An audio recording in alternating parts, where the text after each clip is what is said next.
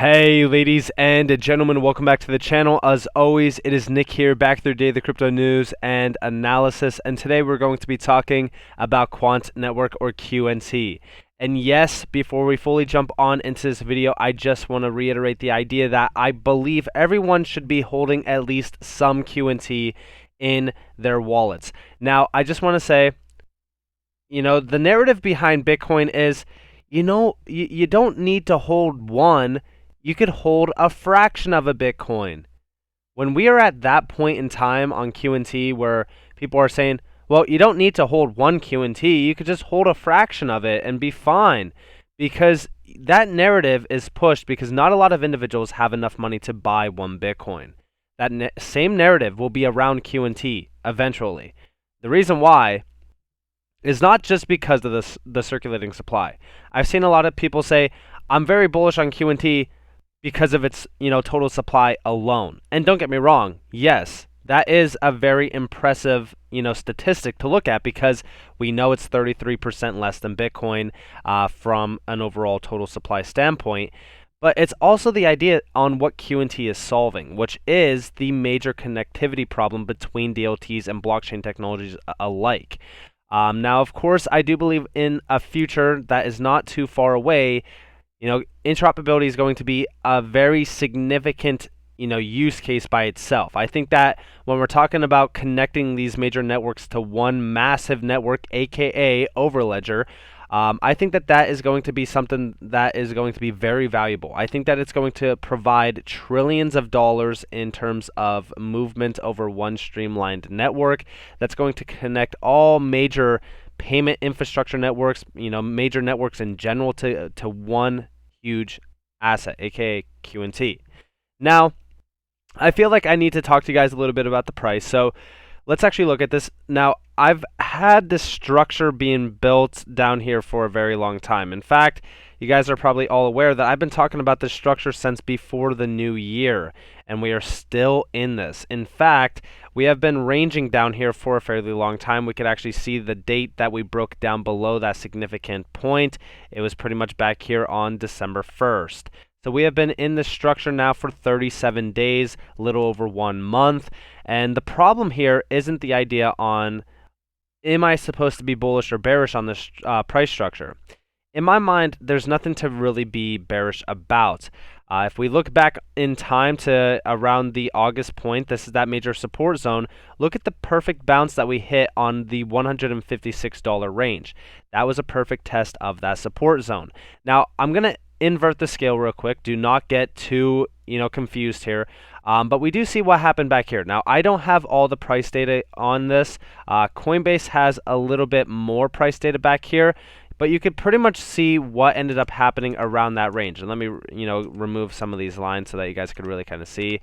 So you could pretty much see what ended up happening.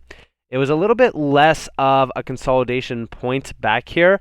It did not consolidate for too long before breaking out officially the next time. So we actually had this nice little breakout event where we had a lot of volume. And this pretty much, I would say ranged on for about 32 days. There's been a little bit of impulses throughout this time, but we have not ranged like this at all. And I know on the inverted scale it's a little bit weird, but I want you guys to understand where we currently are in our price action move. And I also want you guys to understand what happened once we actually officially broke out from these ranges. Now, let me go back to the Binance chart and let's flip this back to the real-time basis. So here you guys have it. So I'm going to invert it back to normal.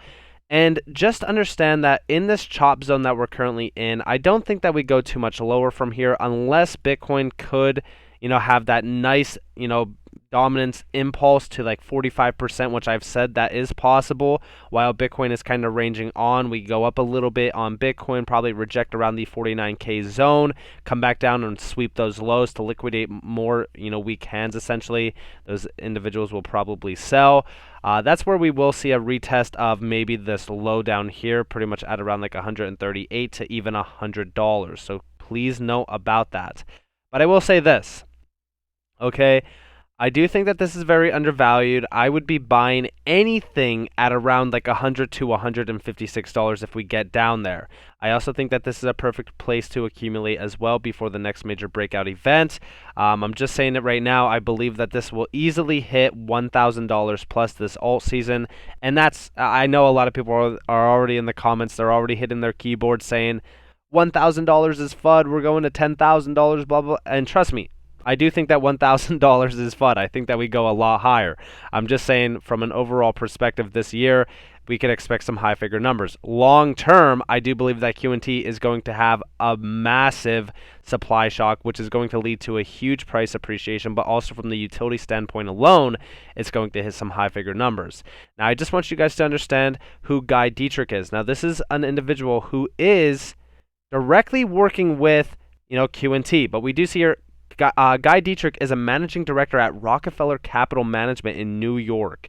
He has over 35 years of investment experience and is responsible for advising ultra-high net worth clients, family offices, foundations, and endowments. And I just want you guys to understand, okay? Prior to joining Rockefeller, he had led the largest private wealth management practice for Morgan Stanley Smith Barney in the Silicon Valley. He is a graduate of, and I don't really care about the rest of that, but I just want you guys to understand how big this individual is. And the best part about it is we do see down here, Board of Advisor and roles at Quant Network. So I want you guys to understand that, if somebody like this is joining, the Board of Advisors at Quant Network, he really does see a massive future for this. I think that Quant Network is going to be a huge name in crypto, especially long term. Why? All you have to do is look into some of the research. And shout out to a lot of these individuals. Definitely check them out on Twitter if you guys haven't already. But we just hear, did you know QNT is the only available DLT interoperability solution certified for the whole UK government? 43 non-ministerial departments, 415 agencies, and public bodies can utilize Overledger without needing to stringent due diligence. I just want you guys to see how huge this is at scale. When we're talking about Quant Network connecting all of these major DLTs, I know a lot of people talk about XRP moving trillions of dollars, HBAR moving trillions of dollars. All of these networks could process trillions of dollars, but it means absolutely nothing without an interoperability layer. Okay? I want you guys to all understand that. The biggest use case behind Quant Network isn't the fact that it is the interoperability layer.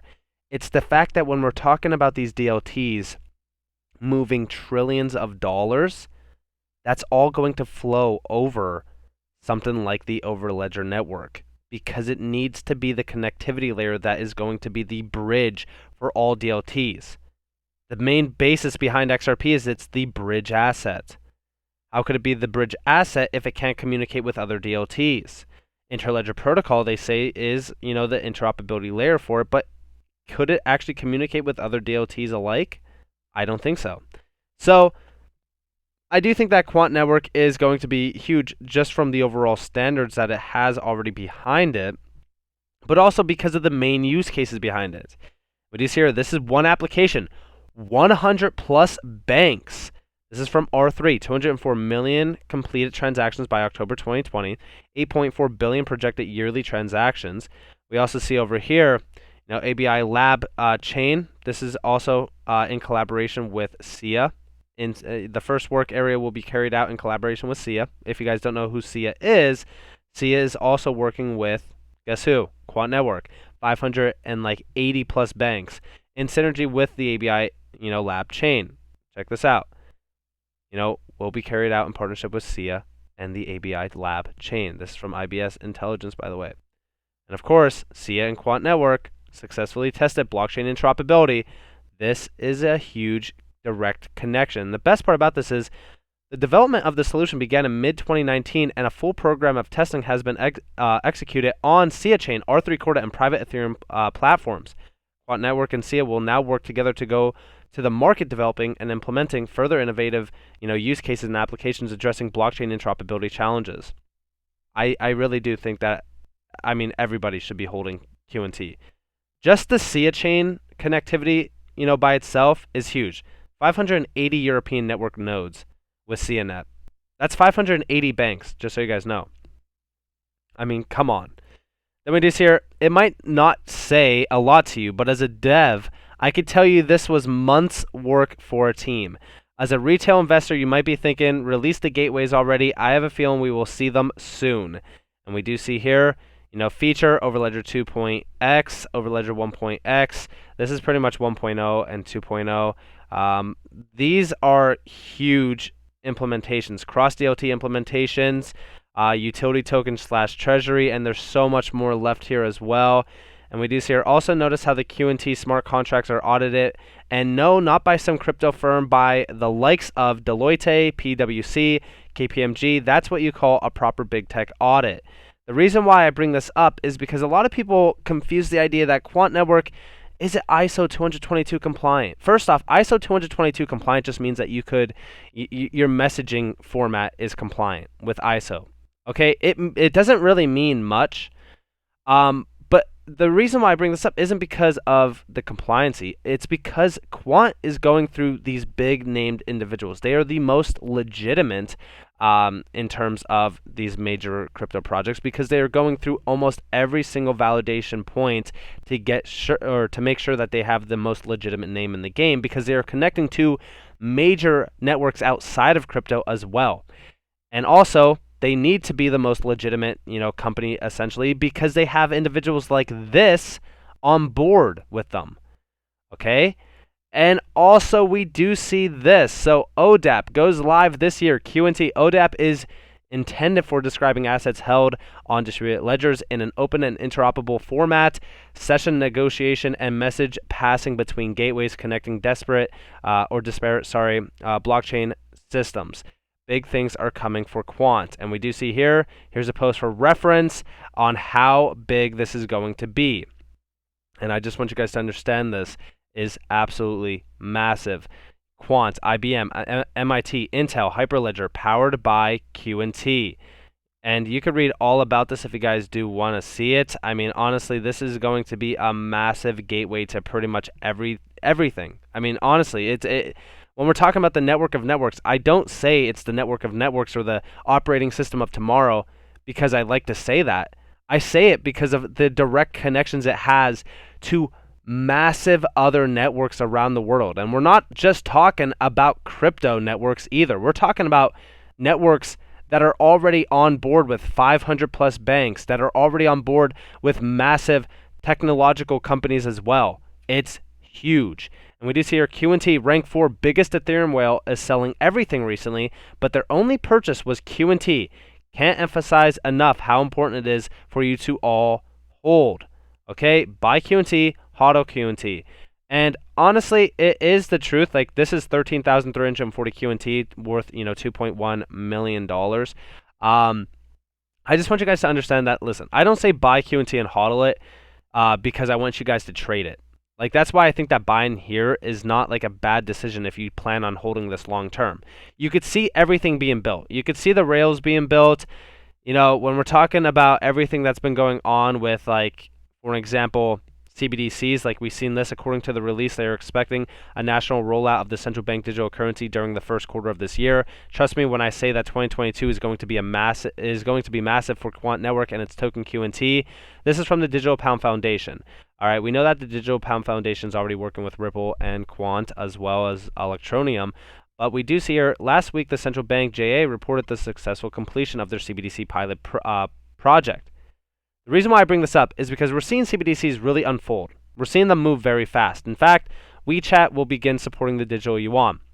We've seen this happen just recently. The race is on. Okay, the race is on with CBDCs. They need to have an interoperability layer.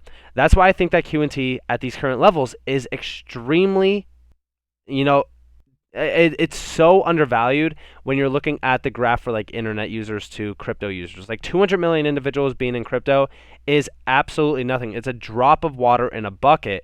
And when we're talking about that, once individuals find out how big QNT is, it's going to be like Bitcoin. When everybody, found out about Bitcoin and how it was at like $1,000, they were like, wow, I can't believe that this went from like 1 cent to like $1,000. It's going to be the same with QNT, except QNT is going to be so much bigger than Bitcoin.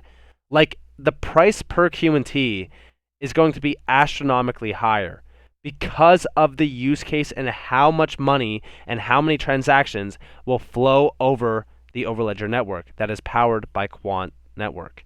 So understand what you hold. Understand that, if you don't already hold QNT, definitely look into getting some. Of course, do your own research. Understand what it's doing. Understand what it is. Of course, I always advise everybody, do your own research. Don't just listen to what I say. Don't just listen to what anybody else is saying. Always do your own research. But with that in mind, I hope that you all enjoyed this video. If you guys did, definitely leave a like, subscribe, turn notifications on if you guys want more free content. You guys are more than welcome to follow me on Twitter and join the free Discord down in the description below. As always, I hope that you all have a beautiful day or a beautiful night wherever you guys are in this beautiful world. This has been Nick. Peace out, guys.